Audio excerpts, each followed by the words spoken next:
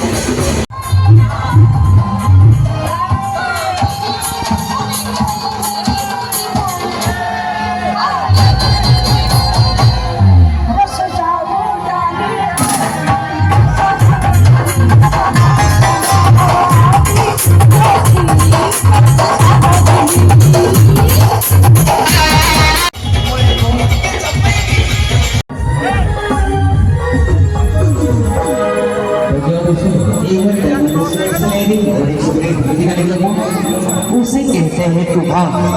अभी आया नहीं है, अभी आया हुआ है। इस आवाज को लेकर ही